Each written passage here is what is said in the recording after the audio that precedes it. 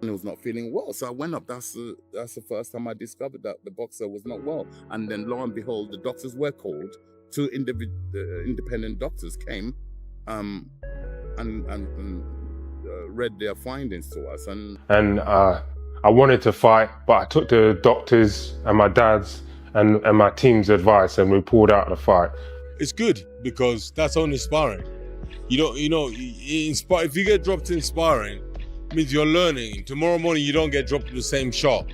So him getting... Wish you weren't doing that, but you do it. Yeah. And then you've got Daniel, where he gets to deep waters, and sometimes he looks to the corner, whether it be his dad or whether Don Charles, he's looking to them sometimes. Do you think the fact that you're able to thrive in deep waters is going to be the difference between the two of you? Whether it's the difference maker, who knows? But I do think it will play a factor in the fight at some point. I think there will be a point or a moment in the fight where it's obviously going to be tasty, and it is going to be who can still stand up on their own and look the other one dead straight in the eye, nod the head, and say, "No, come on, let's keep going. Don't look away. Don't look for a corner. Don't look for your dad. Don't look for your friends." Seeing. It's foolishness. How can you be so stupid? That's street mentality. This is world-class boxing. This is top-level boxing. If you want to bring that stuff to boxing, that's what happens. If you want to bring that mentality to our game, Chaos has erupted after Daniel Dubois reportedly withdrew just hours before the scheduled showdown with Fabio Wardley.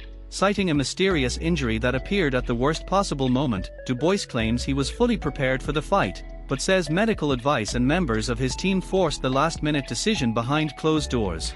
The timing of the withdrawal has stunned fans and shifted attention onto what actually happened in the final hours before fight night collapsed into controversy. With so little clarity, speculation is now dominating the conversation, and the sudden collapse has only intensified scrutiny around the entire situation. But shit happens in life.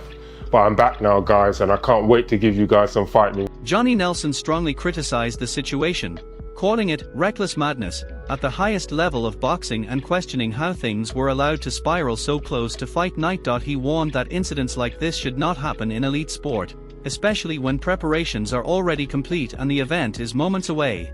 His reaction adds further pressure on Daniel Dubois following the sudden withdrawal from the scheduled clash with Fabio Wardley, intensifying scrutiny around the decision and its timing. the sauce is good. The sauce is good. And so when I'm hearing these things, I'm like, nah. And so it's popping out left, right, and centre. The sauce is good. And so to me, I just shook my head.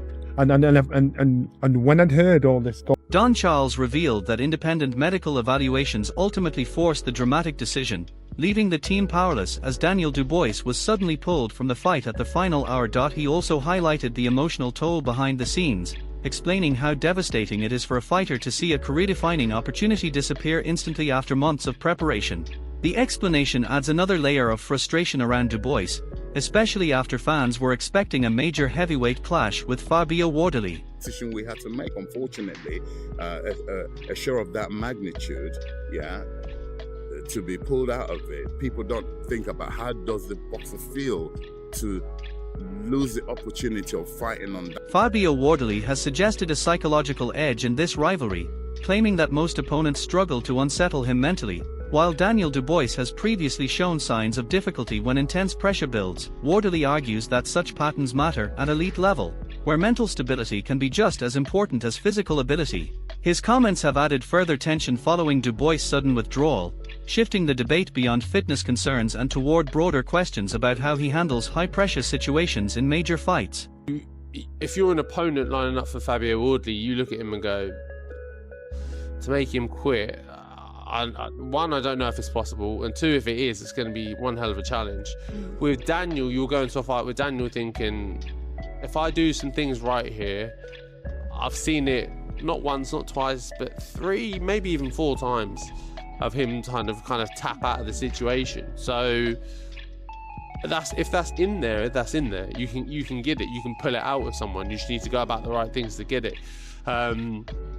So you're already giving your opponent a psychological advantage going into the fight, because Whether you say, oh, no, I'm over it now, or I'm past it, or I'm not going to do it, well, evidence suggests that actually the opposite. So, yeah, it could be problematic for him. Johnny Fisher delivered a blunt assessment of Daniel Dubois, questioning both his technical ability and reliability against elite-level opposition.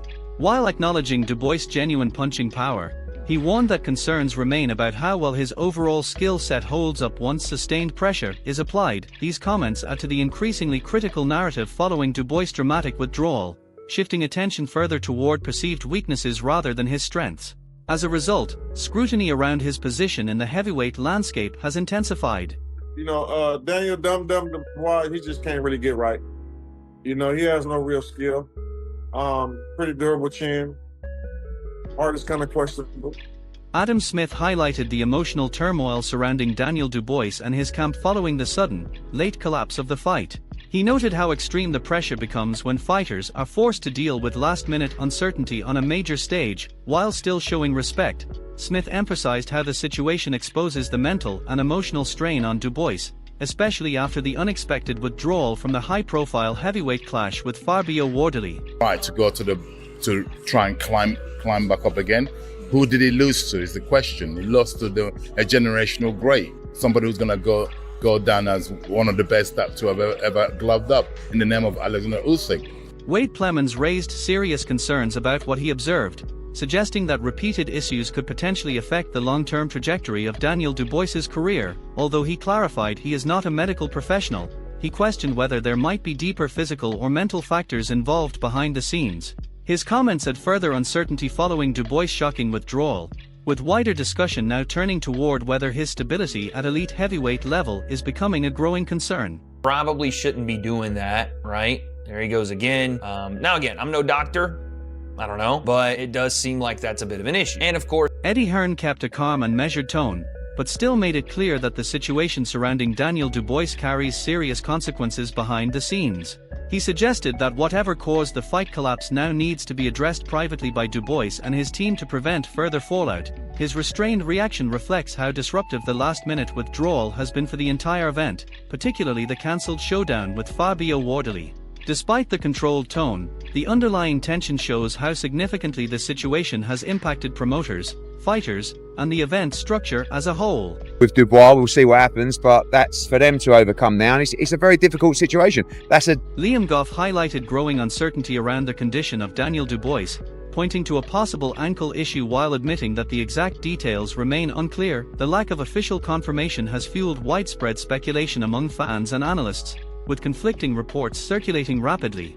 As a result, the fallout from Dubois' withdrawal from the scheduled clash with Fabio Wardley has become even more chaotic, with major questions still unresolved about the severity of the injury and why it emerged so close to fight night. That Atomo suffered some sort of ankle injury. Maybe I was just, seeing things with that one.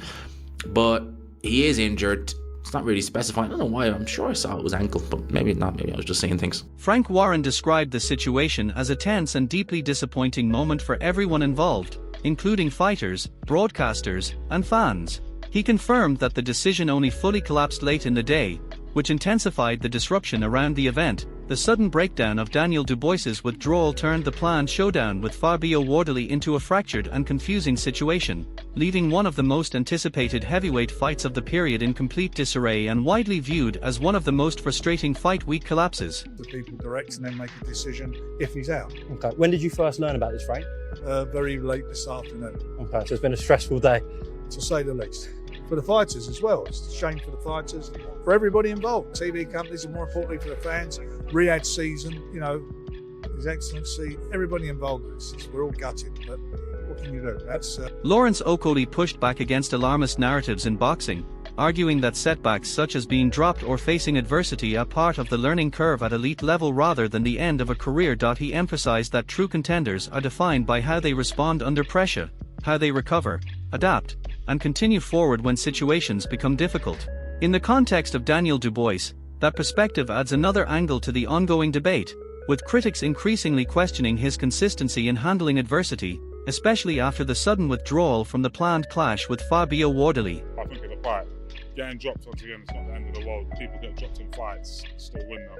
Getting dropped in sparring is what it is. I mean, you just got to be able to dust up and. Frank Warren highlighted the significant financial and emotional fallout after Daniel Dubois withdrew at the final stage, stressing how damaging a late collapse is for everyone involved. He explained that full training camps involve months of investment, coaches, sparring partners, nutrition plans, and support staff, all of which become wasted effort when a fight falls through at the last moment.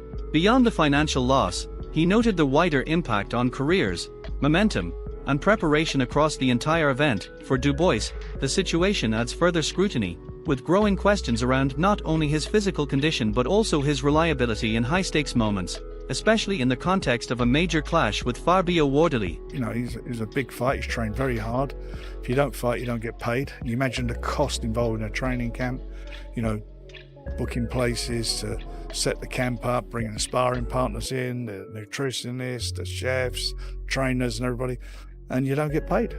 It's a massive loss. You can't insure it, or if you do, you know, it costs a fortune to insure. But very, very disappointed. Lawrence Okolie dismissed fears around setbacks in boxing, arguing that being dropped or facing adversity is not the end of a fighter's career. He stressed that elite fighters are defined by their ability to recover, adapt, and keep moving forward under pressure. In relation to Daniel Dubois, this adds another layer to the debate, as critics question whether he can consistently handle adversity at the highest level, especially after withdrawing from the high-pressure fight against Fabio Wardley. Head on, wasn't really sure on how to ride a shot. Frank Warren highlighted the financial and emotional damage caused by Daniel Dubois pulling out at the final stage, explaining how an entire training operation can collapse instantly when camps involving sparring partners, nutritionists, and full support teams are left without a fight. He pointed out the heavy cost behind each preparation camp, showing how months of work and investment can disappear in a single decision.